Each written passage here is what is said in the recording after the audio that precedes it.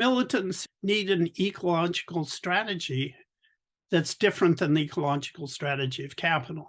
Capital, even when it says that it's dealing with the ecological problem, is actually dedicated to finding ways to expropriate nature and to exploit populations. And right now, the grand strategy is the financialization of nature, which takes control as well as ownership over ecosystems away from the population. The working class, the proletariat, has certain material relations generated by capitalism and that are affected by capitalism. And these material conditions are not simply in the workplace, they're not simply in the narrow economic realm, but they also relate to housing, to the relation to the land, pollution, the connection to the forest, everything to do with the environment. And those material conditions are being disrupted and destroyed. And so the proletariat is broadening and organizing on wider material foundations. And I think the landless workers movement is an example of that. So we can talk about the emergence of an environmental proletariat. We see this in the earliest days of capitalism. You can read Engels's Condition of the Working Class, and he's really talking about environmental conditions even more than workplace conditions. But nowadays, we see it everywhere that people are organizing in terms of their broad material conditions, which may have to do with, let's say, food, which today is as much an environmental question as it is an economic question. There was a tendency to look at Marx's materialism as simply about economics. Obviously, production has to do with economics, but production also has to do with our interactions with nature. I asked myself the question, did Marx have a deeper materialism? And Marx's Ecology was written with that purpose, to understand what Marx's deeper materialism was, going all the way back to the beginning. He wrote his dissertation on Epicurus, which was about the philosophy of nature. All along, Marx had a materialism that was connected to nature and to human relation to nature through our bodies, through our corporeal organization, that underpinned everything he wrote about the materialist conception of history.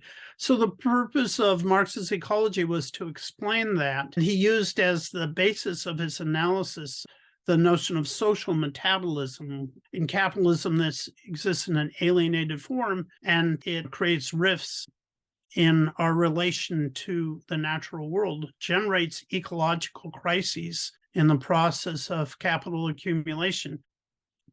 Food and fiber was removed from the farms and sent hundreds, maybe thousands of miles to the new urban manufacturing centers where the population was increasingly concentrated.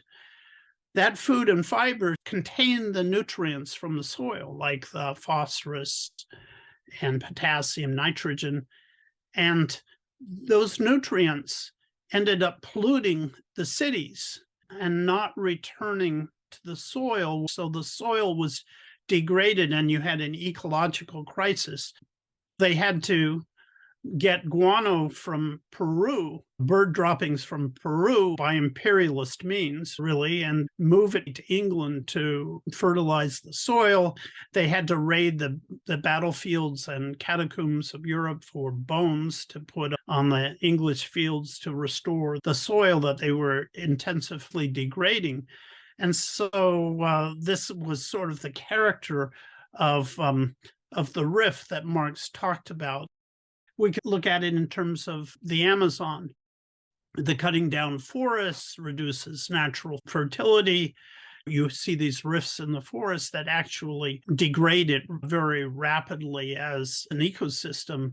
The landless workers movement has taken on the ecological analysis of Marx, the metabolic rift theory, and developing their own movement and analysis.